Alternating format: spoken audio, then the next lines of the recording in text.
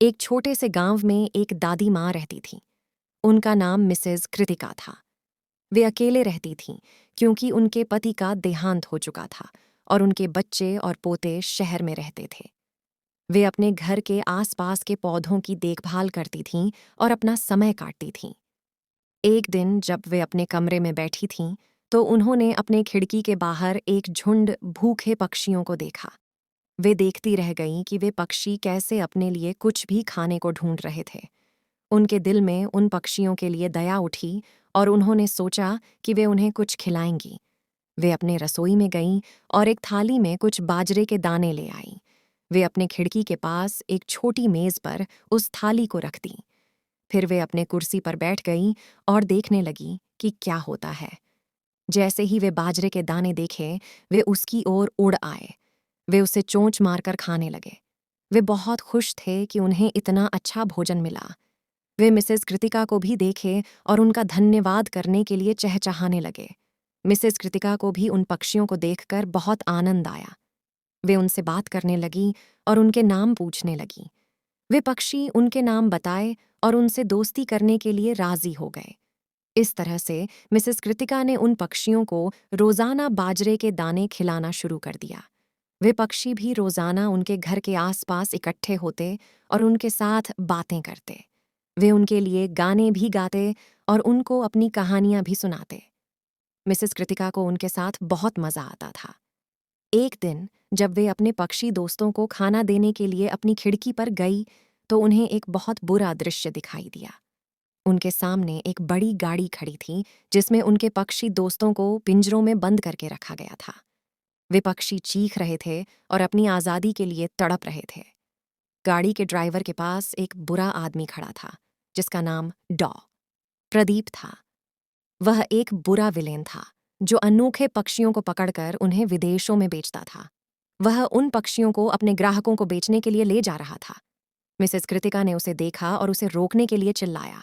वह उससे बोली, आप ये क्या कर रहे हैं? ये पक्षी मेरे दोस्त हैं, आप उन्हें छोड़ दीजिए। डॉ प्रदीप ने उसे ठेंगा दिखाया और बोला, चुप करो बुढ़िया, ये पक्षी मेरे हैं। अपने लिए पकड़कर ले जा रहा हूं और तुम उन्हें नहीं रोक सकोगी। मिसेस कृतिका ने डॉ प्रदीप के वर्दी को पहचाना कि वह गांव के डॉक्टर नहीं है और यह जानकर वे बहुत चौंक गईं।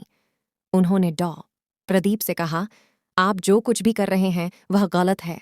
ये पक्षी मेरे दोस्त हैं और मैं उन्हें किसी की बंदूक में नहीं जाने दूंगी। इस पर डॉ प्रदीप बहुत गुस्से में आ गए और मिसेस कृतिका के पास बढ़े। वे उन्हें धमकी देने लगे कि वह उनके रास्ते में न हो। मिसेस कृतिका थोड़ी ही डरपूर्ण स्थिति में थी, लेकिन उसके दिल में उसके पक्षी दोस्तों के लिए बहुत साहस था। वह डॉ प्रदीप के साथ भिड़ने का निर्णय लिया और उसने खड़े होकर कहा, मैं आपको इन पक्षियों को छोड़ने के लिए नहीं मनने दूंगी जब तक आप मुझे न छोड़ दें। डॉ प्रदीप थोड़ी देर सोचता रहा, फिर उसने मिसेस कृतिका को देखकर उन्हें छोड़ दिया। वह गाड़ी में बैठकर गांव से दूर चली गई, लेकिन उसके साथ पक्षियों की आज़ादी वापस आ गई। मिसेस कृतिका ने उन पक्षियों को गोद में उठाया और खुशी खुशी उनके लिए खाना तैयार किया। उनके दोस्त बहुत आभारी थे और उन्होंने मिसेस कृतिका को उनकी शिक्षा के बारे में कुछ बड़े नए गांव के जानकारों से मिलने की सोच बताई। ये दोस्तों के साथ उन जानकारों से मिलने की योजना बनाई और उन्होंने एक साथ गांव के सभी पक्षियों को समूह बनाने के लिए संबोधित किया। गांव के पक्षियों ने मिसेस कृतिका की अद्वितीय मदद का साद आभार दिया और सबने मिलकर डॉ प्रदीप के अत्याचार के खिलाफ एक मजबूत मुहिम चलाई। वे गांव के लोगों को इस अत्याचार के बारे में जागरूक किया और उन्होंने सभी को इस अपराध के खिलाफ आवाज उठाने का समर्थन किया। गांव के लोगों की एकता ने डॉ प्रदीप को बड़ी परेशानी में डाल दिया और वह अपने दोस्तों के साथ गांव से बाहर निकल गया। मिसेस कृतिका और गांव के पक्षियों ने अपने साथी पक्षियों की आज़ादी को वापस प्राप्त की और गांव के लोगों के लिए एक नई मित्रता का आरंभ हुआ। गांव की एक बड़ी मेला में मिसेस कृतिका को गांव के लोगों ने सम्मानित किया और उनका साथ देने के लिए धन्यवाद दिया। उन्होंने अपने पक्षियों के साथ एक खुशहाल और मित्रतापूर्ण जीवन बिताने का निर्णय लिया और गांव के साथी पक्षियों के साथ उनके प्यार और समर्थन का आभारी रही। इसके परिणाम स्वरूप उनकी दासी और उनके पक्षियों के साथ गुजरी हर पल खास थी और उनके गांव में मित्रता और साझेदारी का संदेश फैल गया। इस खाने कहानी से हमें यह सीखने को मिलता है कि जब हम दूसरों की मदद करते हैं और उनकी आवश्यकताओं को समझते हैं तो हम एक समर्थन और सजीव समुदाय का निर्माण कर सकते हैं।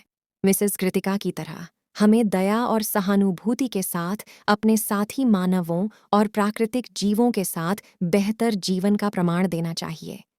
रीजनरेट